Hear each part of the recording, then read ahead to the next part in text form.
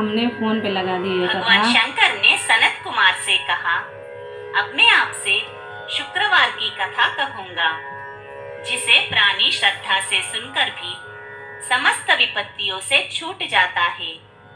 पांडव वंश में उत्पन्न एक सुशील नाम वाला राजा था। उसने बहुत प्रयत्न किए, लेकिन पुत्र नहीं हुआ। उसकी पत्नी सुकेशी सर्वगुणों से युक्त थी। जब पुत्र नहीं प्राप्त हुआ तो वो महती चिंताग्रस्त हुई।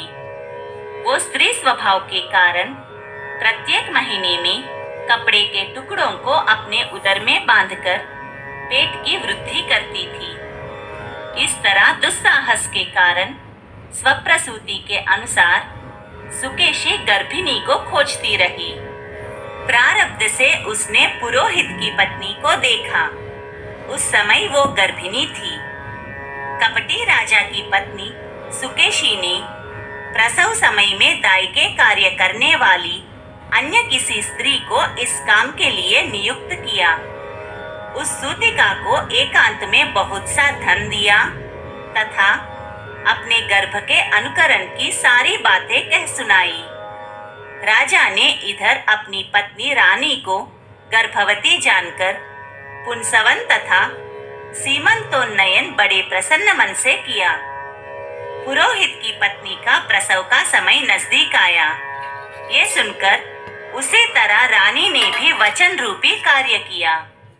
पुरोहित की स्त्री गर्भवती थी, प्रसूति की बात जानती नहीं थी, अतः दाई की वाणी का पालन करती थी। पुरोहित की स्त्री ने प्रवंचना करने के लिए दाई ने उसके नेत्र बांध दिए। उत्पन्न हुए पुत्र को किसी के द्वारा राजमहिषी के समीप भिजवाया। इस प्रकार राजमहिषी के समीप पुत्र का जाना कोई नहीं जान सका। रानी ने पुत्र ग्रहण कर कहा कि मुझे लड़का हुआ है और सब जगह खबर कर दी। इधर दाई ने पुरोहित पत्नी के नेत्र बंधन खोले। वो अपने साथ मांस की एक पिंडी लाई थी। पुरोहित पत्नी को उसी को दिखाया तथा विस्मय और खेद युक्त वाणी को भी प्रसूति का आप ही कहने लगी। ये अनिष्ट हुआ है, पतिदेव से कहकर इसकी शांति करवाना।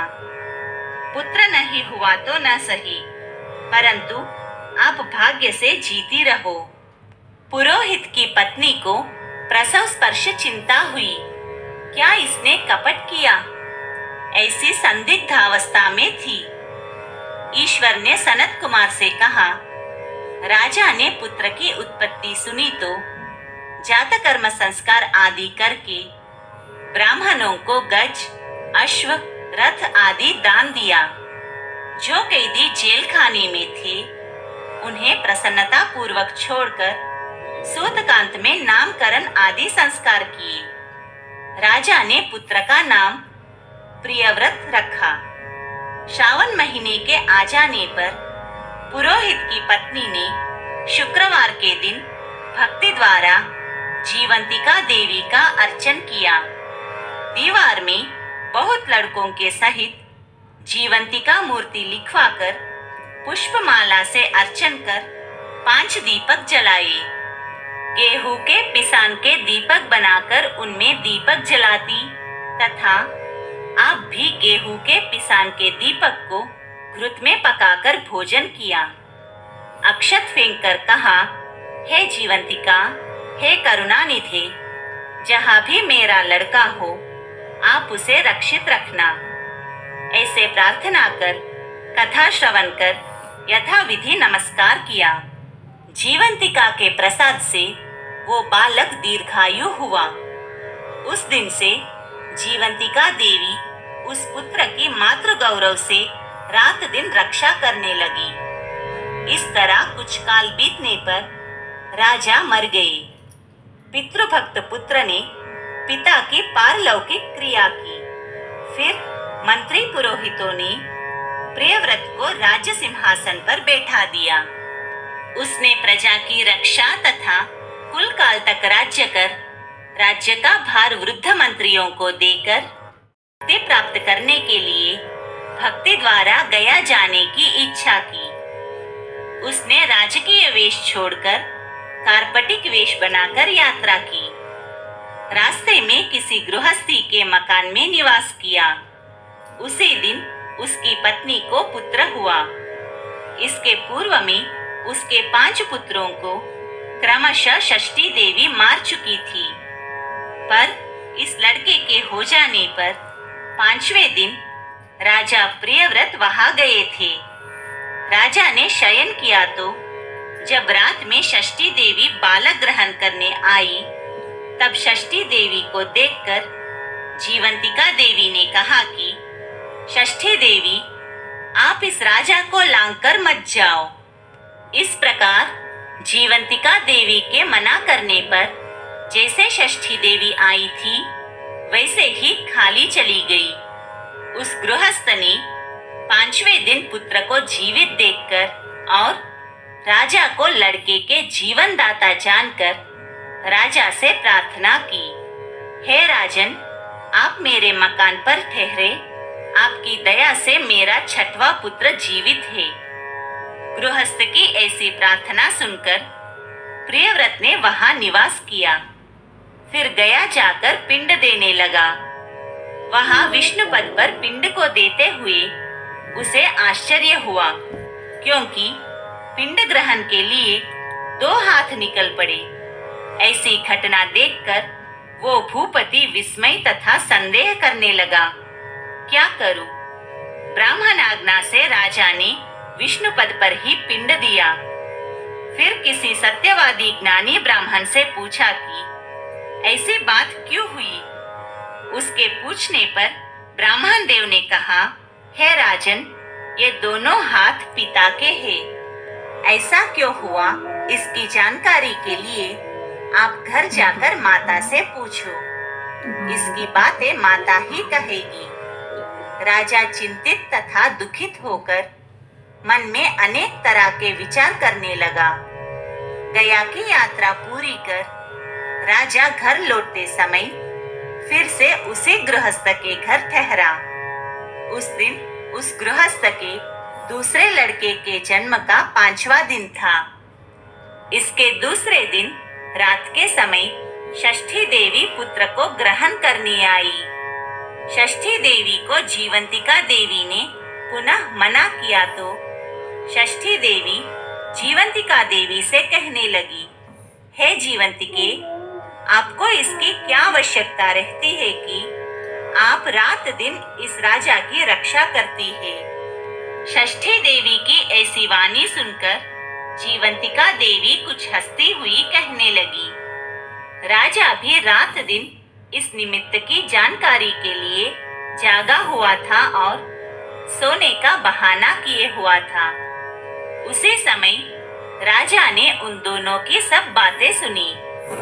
जीवंतिका देवी ने कहा, हे षष्ठी देवी, इसकी माँ श्रावण महीने में शुक्रवार के दिन मेरा पूजन तथा व्रत के जो सब नियम करती है, उसी नियम को मैं आपसे कहती हूँ। इसकी माँ हरे वर्ण का कपड़ा तथा चोली नहीं ग्रहण करती और हरे वर्ण की कांच की बनी चूड़ी भी अपने हाथों में ग्रहण नहीं करती। चावल के धोवन के जल को कभी नहीं लांघती। हरे पल्लव के मंडप के नीचे नहीं जाती। हरे वर्ण के हो जाने से करेला का साग भी नहीं खाती। ये सब मेरी प्रसन्नता के लिए करती है। इसी कारण इसकी मैं निरंतर रक्षा करती हूँ तथा इस लड़के की भी सुरक्षा करती हूँ। ये सब राजा सुनकर सुबह अपने नगर में गया। स्वागतार्थ वहां राजा के नगरवासी तथा देशवासी प्राणी आए। राजा ने माता से पूछा, हे माता, आप जीवंतिका व्रत करती है तो उसकी क्या विधि है? राजा के पूछने पर माँ ने कहा, जीवंतिका व्रत मैं नहीं जानती। राजा ने गया यात्रा के फल प्राप्त्यर्थ ब्राह्मणों तथा सुवासिनी को भोजन कराने की अभिलाषा प्रकट कर उन सुवासिनी ब्राह्मणियों के यहाँ हरे वस्त्र, हरी चोली और हरे कांच के कंगन आदि परीक्षार्थ भिजवाए। दूत ने कहा कि आप सब लोग राजा के घर में भोजनार्थ आवे। पुरोहित की पत्नी राजदूत से कहने लगी, मैं हरे वर्ण की कोई चीज नहीं लेती। पुरोहित पत्नी की ऐसी वाणी सुनकर राजा के दूत ने राजा से जाकर कहा। राजा ने पुरोहित की पत्नी के लिए रमणीक लाल वर्ण के कपड़े आदि भेजे। पुरोहित की पत्नी उन सब चीजों को ग्रहण कर राजा के घर गई। वहां पूरब वाले दरवाजे पर चावल का धोवन जल तथा हरे वर्ण का मंडप देखकर वो स्त्री अन्य दरवाजे से गई। राजा ने ये देखकर पुरोहित पत्नी को नमस्कार किया और नियम के पालन का कारण बताया। राजा को देखकर उसी समय उसके स्तन से दूध बहने लगा। उन स्तनों की दुग्ध धारा से वो राजा अच्छे प्रकार सिंचित हो गया। गया जी में 2 हाथ निकलने से तथा रास्ते में गृहस्थी के यहाँ देवी से बातचीत और स्तनों से दूध बहने मात्र से राजा को विश्वास हो गया कि यह मेरी माँ है। राजा ने गृह में रक्षा करने वाली माँ के समीप जाकर बड़े विनय से पूछा, हे माता, भय मत करो, मेरे जन्म समय की ठीक बात कहो। राजा के जन्म समय की बात सुकेशी ने तथ्य रूप से कह दिया। राजा ने इससे प्रसन्न होकर अपनी जन्म देने वाली माँ बाप को नमस्कार किया और संपत्ति देकर बढ़ाया। इससे दोनों बड़े आनंदित हुए। एक दिन रात में राजा ने जीवंतिका माँ से प्रार्थना की कि हे माँ जीवंतिका, मेरे जन्म देने वाले पिता है, तो गया में 2 हाथ क्यों निकले? उसी समय स्वप्न में देवी ने संशय का नाश कर देने वाली वाणी कही, हे राजन, मैंने तुझे केवल विश्वास दिलाने के लिए ऐसी माया की थी, इसमें संदेह मत करो। भगवान शिव ने सनत कुमार से कहा, हे सनत कुमार, ये श्रावण महीने के शुक्रवार व्रत के सारे महात्म्य को कहा है। इस व्रत को करने मात्र से प्राणी सब इच्छाओं को प्राप्त कर लेता है।